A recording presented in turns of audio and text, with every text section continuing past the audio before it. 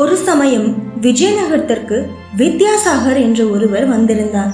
அவர் சகல சாஸ்திரங்களையும் அறிந்த புலவர். தம்மை போல யாரும் புலமை பெற்றவர் இருக்க முடியாது என ஆணவம் கொண்டவர். அதனால் ஒவ்வொரு ஊராக சென்று அங்குள்ள புலவர்களை எல்லாம் வாதத்திற்கு அழைத்து வெற்றி பெற்று பெருமையாக திரிந்து கொண்டிருந்தார். அவ்வாறே ஒரு நாள் விஜயநகரத்திற்கும் வந்தார். அவர் ராயரின் அவைக்கு வந்து தன் திறமையை வெளிப்படுத்தினார். அந்த அவையில் பெத்தனா, சூரனா, திம்மனா போன்ற புலவர்கள் இருந்தனர். அவர்கள் ஒவ்வொருவரும் ஒவ்வொரு துறையில் வல்லவர்கள். அவர்கள் கூட வித்யாசாகரை கண்டு அஞ்சி பின்வாங்கினர். தன்னிடம் வாதிட யாரும் முன் வராததை கண்டு வித்யாசாகர் ஆணவமுற்றார்.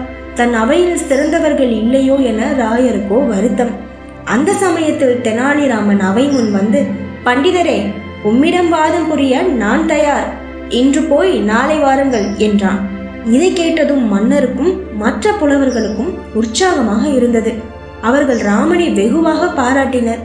இருந்தாலும் மறுநாள் வித்யாசாகரை ராமனால் வெல்ல முடியுமா என்ற சந்தேகம் அனைவருக்கும் இருந்தது.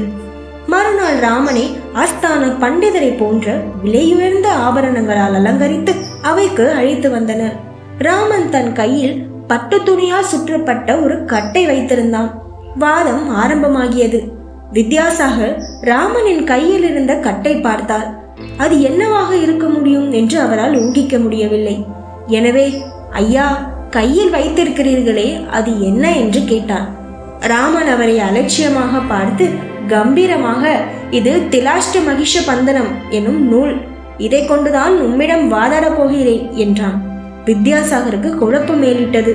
அவர் இதுவரை எத்தனையோ நூல்களை படித்திருக்கிறார், கேட்டிருக்கிறார். ஆனால் ராமன் கூறியது போல் ஒரு நூலை பற்றி இதுவரை கேள்விப்பட்டதில்லை.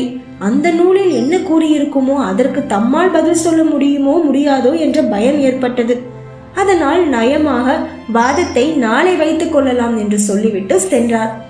அன்றிரவு வித்யாசாகர் பல்வாறு சிந்தித்து பார்த்தார். ராமன் கூறிய நூல் புரிந்து கொள்ள முடியாத நூலாக இருந்தது. இதுவரை தோல்வியை கண்டிராத அவர் ராமனிடம் தோல்வி அடைய விரும்பவில்லை.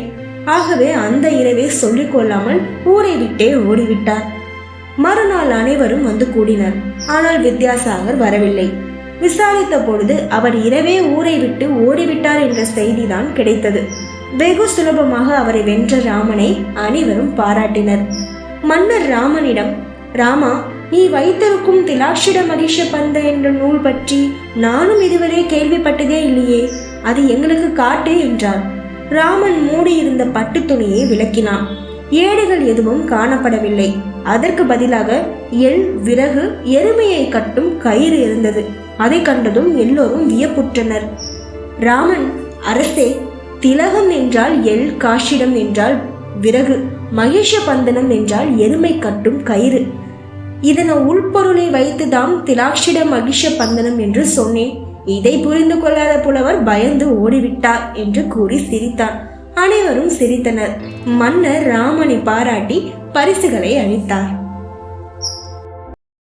இது மாதிரி தெனாலிராமன் இன்னும் புத்திசாலித்தனமா வேற என்ன விஷயங்கள்லாம் பண்ணார்னு நீங்க தெரிஞ்சுக்கணும்னா மறக்காம ரேடியோ டாக்கர்ஸ் சேனலை சப்ஸ்கிரைப் பண்ணுங்க. உங்களுக்கு பிடிச்சிருந்துச்சுன்னா லைக் பண்ணுங்க, ஷேர் பண்ணுங்க.